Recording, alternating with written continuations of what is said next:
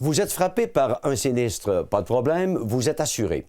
Mais êtes-vous certain de toucher le juste remboursement de votre compagnie d'assurance?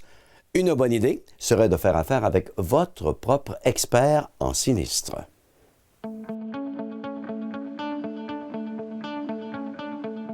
Nous, notre rôle en tant qu'expert public, c'est de fournir une contre-expertise indépendante à celle de votre assureur qui fournit aussi son réseau d'experts en sinistre. Le but est d'obtenir le maximum des indemnités et de prendre en charge votre processus de réclamation. Il faut se poser la question, est-ce que vous laisseriez à l'acheteur le soin de fixer le prix de vente de votre immeuble? Donc, nous, ça comprend, dans le fond, la prise en charge du client, l'aide ou la relocalisation, mais la plupart du temps, c'est déjà des choses qui ont eu lieu. Alors, ça comprend ensuite les services d'un estimateur en bâtiment pour calculer quels sont les dommages au niveau du bâtiment, les services d'inventaire de biens pour déterminer qu'est-ce que ça va coûter de remplacer tous les biens contenus à l'intérieur de la maison. Et ensuite de ça, la réclamation de frais de subsistance supplémentaires, la relocalisation, les frais de déplacement, tout ce qui peut être présenté à l'assureur pour répondre aux dispositions du contrat d'assurance. Donc, notre rôle, prendre en charge le client puis l'assister dans son processus de réclamation envers son assureur.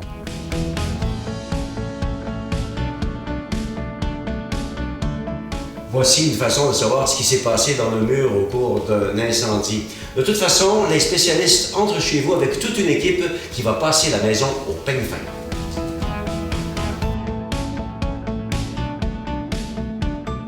Alors, au départ, ce qui est très important, c'est de s'assurer que vous avez tout fait pour empêcher qu'il y ait une aggravation au niveau de vos dommages. Donc, on va parler du barricadage, on va parler, juste ici, on voit, là, il y a des bornes de chauffage qui ont été installées pour empêcher qu'il y ait davantage de dommages. Ça, c'est une obligation. Et ensuite, nous, on va commencer tout de suite notre expertise au niveau du bâtiment, communiquer avec l'assureur parce qu'on n'est pas juste là quand il y a des problèmes. Au contraire, ça, c'est une mauvaise conception que les gens ont. On est là justement pour éviter qu'il puisse y avoir des problèmes. Donc, ça veut dire communiquer avec l'assureur, s'assurer qu'on a compris l'étendue des dommages de la même façon. Parce que c'est ça qui va avoir une grosse incidence sur la réclamation. La qualité des matériaux qui ont été utilisés, la quantité de matériaux, les tarifs horaires, l'étendue des dommages, tout ça. Donc, plus que de communication avec la compagnie d'assurance, plus que ça va être clair, plus que le règlement va bien aller et que le client va être avantagé là-dedans. Donc, on commence par l'estimation au niveau du bâtiment, l'estimation au niveau des biens. Ensuite de ça, on obtient l'autorisation de la compagnie d'assurance pour disposer des biens, commencer la démolition dans le but de reconstruire puis qu'il y ait une entente au niveau du bâtiment. Ça, c'est pas mal la première étape de notre intervention. Et ensuite, on va faire l'inventaire des biens, s'entendre sur les biens pour qu'une fois que la maison soit reconstruite, les clients puissent commencer à remeubler leur maison. Ensuite de ça, il va rester la partie des frais de subsistance où on va aller récupérer les sommes qui ont été dépensées par le client pour se relocaliser, les frais de déménagement, les frais de déplacement, de cellulaire, débranchement hydroélectrique, débranchement, rebranchement de services Vidéotron, Internet, etc.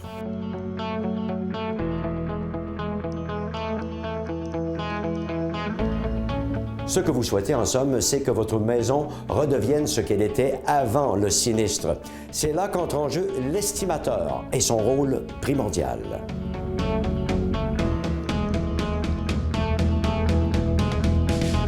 Le résumé de ce que fait un estimateur en bâtiment, c'est qu'au départ, c'est de vous aider, vous donner l'heure juste au niveau des dommages, l'expertise, vous épauler au niveau du règlement jusqu'à la fin, la négociation avec l'entrepreneur et également avec l'assureur et l'estimateur de la compagnie d'assurance, de façon à ce que vous n'ayez aucun souci.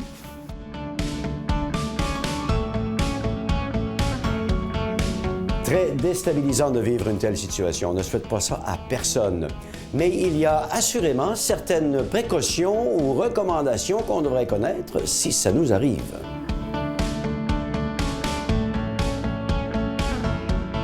Moi, je vous dirais, avant d'entreprendre toute mesure, autre que bien sûr, il faut commencer d'emblée par protéger la maison, empêcher l'aggravation des dommages. Ensuite de ça, vous assurer que les montants d'assurance que vous avez sont suffisants. Donc, avant d'engager des spécialistes, avant de faire rentrer des nettoyeurs, vous voulez être sûr de ne pas être pris au dépourvu. Lire votre police d'assurance, la comprendre comme il faut. Ça, c'est un contrat qui intervient entre vous et votre compagnie d'assurance. Puis toutes les conventions qu'il peut y avoir sont écrites là-dedans. Donc, ce qui n'est pas écrit, ils ne peuvent pas vous l'opposer ou vice-versa.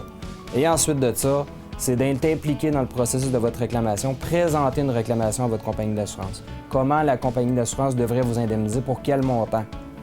C'est ce que vous devez présenter à votre assureur, et autant pour les biens que le bâtiment.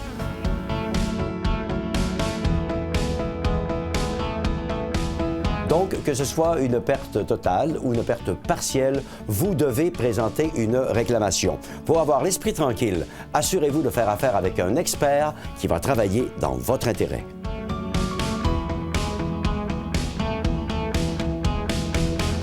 Cette chronique vous a été présentée par Roy Maurice VII et Associés, cabinet d'expertise en règlement de sinistre strictement au service de l'assuré.